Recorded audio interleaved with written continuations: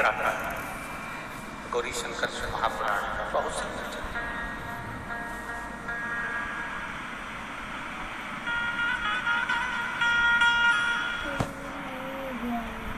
स्त्री नारी, जब भगवान देवादिदेव महादेव के मंदिर में, हमने ये बात पहले भी कथाओं में कही, हमने ये पहले भी कथाओं के माध्यम से आप लोगों को कहा, पहले भी वर्णन, जब कोई स्त्री, जब कोई नारी, जब कोई बहन, जब कोई बेटी, जब कोई माँ भगवान शंकर के मंदिर में जाकर एक लोटा जल समर्पित करती है, स्त्री जब शिव जी के मंदिर में जाकर एक लोटा जल चढ़ाती है, तो शिव महापुराण की कथा में उमाखंड में वर्णन किया गया कि वो नारी केवल अपना कल्याण नहीं करती है, वो नारी अपने मायके और ससुराल दोनों की 71 पीढ़ी को पार उतार देती है। इतना बल उसके अंतर्गत उत्पन्न हो जाता है।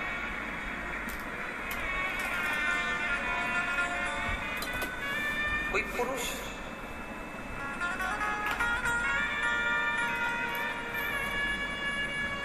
अगर भगवान देवादिदेव महादेव के मंदिर में फूलवश्री चला जाता,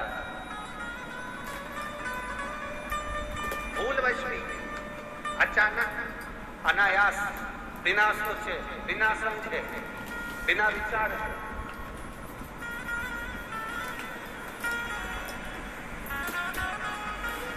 तो भी मेरा देवादिदेव महादेव अपनी करुणा करता। और ये चरित्र हमारे भीतर है। देवराज नाम का ब्राह्मण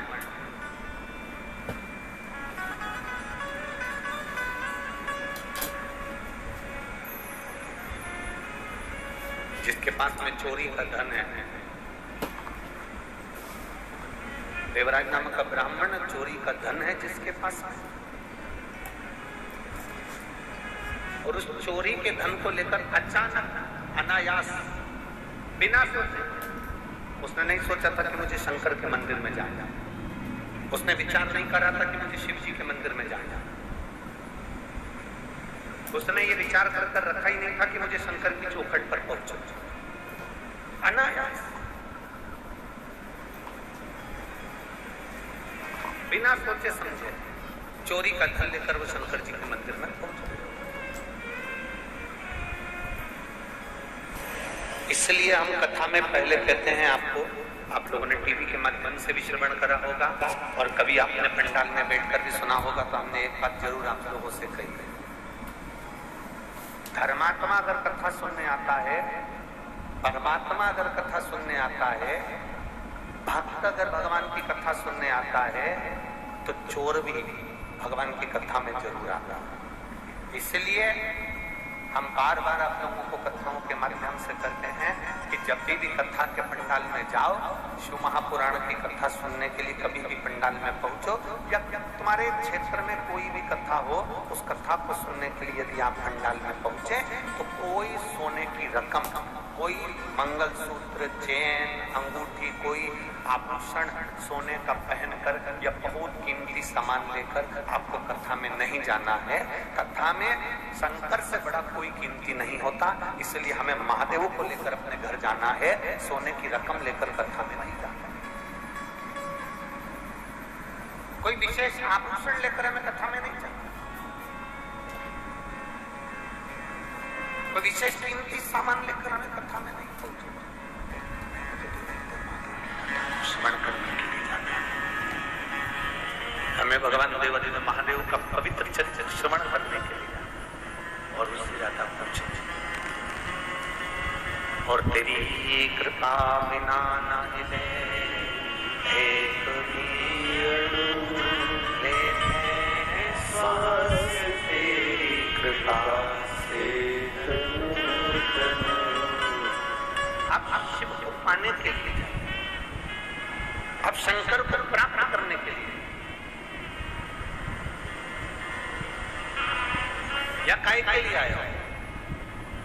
ये कुरुद की भूमि पर आप लोगों की गाड़ियां भी कम से कम कुछ नहीं तो 1 किलोमीटर दूर रुकी होंगी। बोलो सही है कि गलत है? अरे बोलो तो जम के। अब 1 किलोमीटर दूर गाड़ी रुकी है, 100-200 रुपए तो तुमने आने में खर्च करे कि नहीं करे? बोलते जाओ जरा जम के बोलो। करे ना? डीजल भी डलवाया होगा गाड़ी में, पेट्रोल भी डलवाया होगा, फिर कुछ पैसा थोड़ा बहुत खर्च कर यहाँ पहुंचे भी होगे।